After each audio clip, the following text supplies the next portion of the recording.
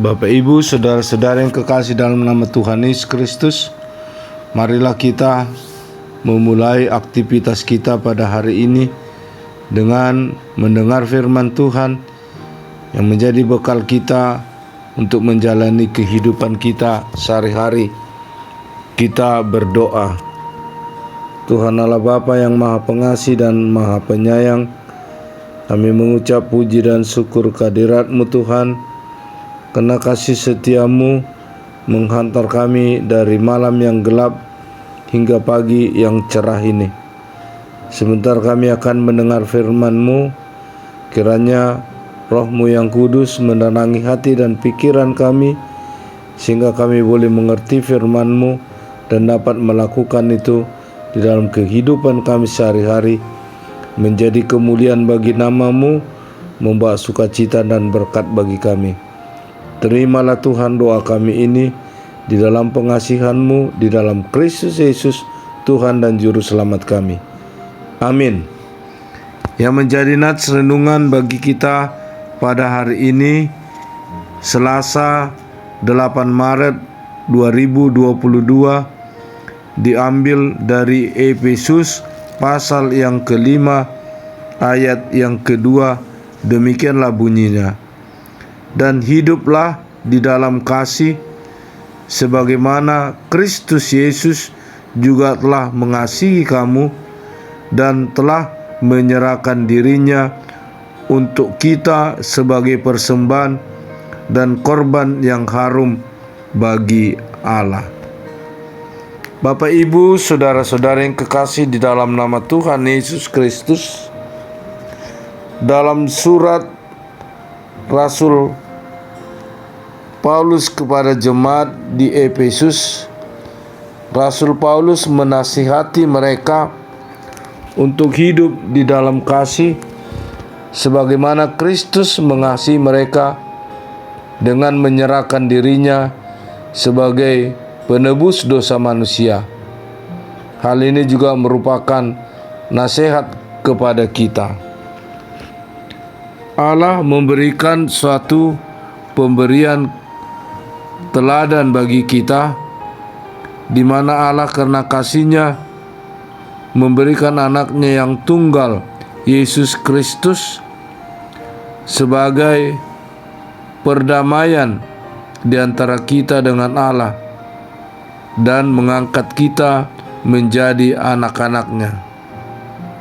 Yesus sudah menjadi persembahan yang harum bagi Allah ketika Dia mau menyerahkan dirinya mati di kayu salib untuk menebus umat manusia dari dosa supaya lepas dari kematian.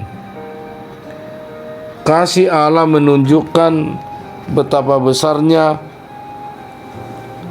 kasih Allah kepada manusia, supaya setiap orang yang percaya kepadanya tidak binasa, tetapi memperoleh kehidupan yang kekal. Itulah sebabnya dikatakan, karena begitu besar kasih Allah akan dunia ini, sehingga dikaruniakan anaknya yang tunggal, supaya setiap orang yang percaya kepadanya tidak binasa, melainkan memperoleh kehidupan yang kekal.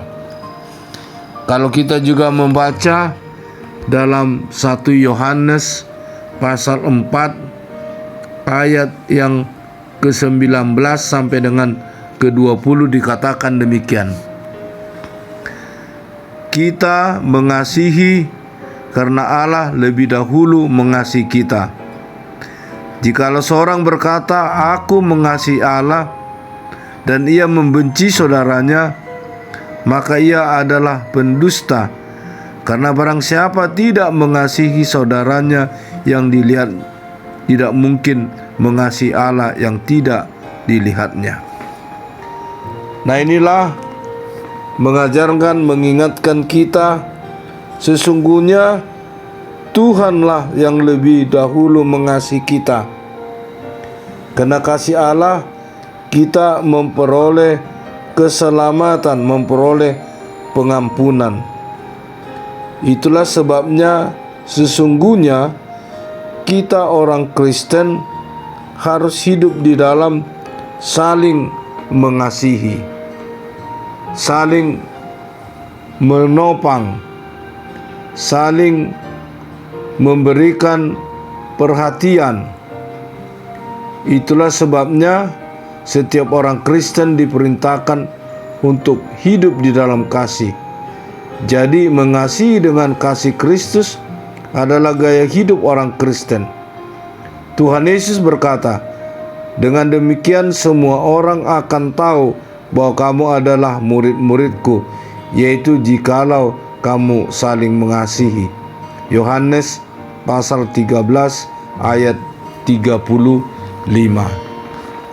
Kiranya firman ini mengingatkan kita di tengah-tengah keberadaan situasi di dunia ini, di mana masih mewabahnya pandemi corona, bahkan ada varian baru Omikron, bahkan ada lagi dikatakan Omikron siluman, dan di mana juga pada saat ini kita mengetahui terjadinya peperangan Ukraina dan Rusia.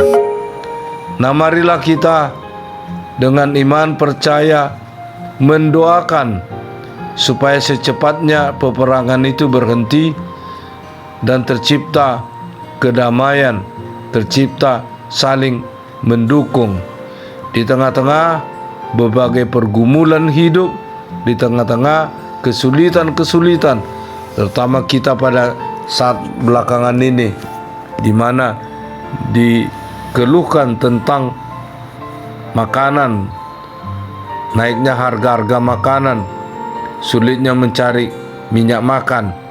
Nah, di tengah-tengah keberadaan itu, mari kita saling menjaga, saling menopang. Jangan terpengaruh oleh berita-berita yang menyesatkan, yang bisa menimbulkan pertikaian. Tapi marilah kita menunjukkan perbuatan-perbuatan yang baik, mau saling mengampuni, mau saling menolong, dan itulah menunjukkan kita sebagai anak-anak Tuhan, sebagai orang-orang yang telah menerima pengasihan Tuhan.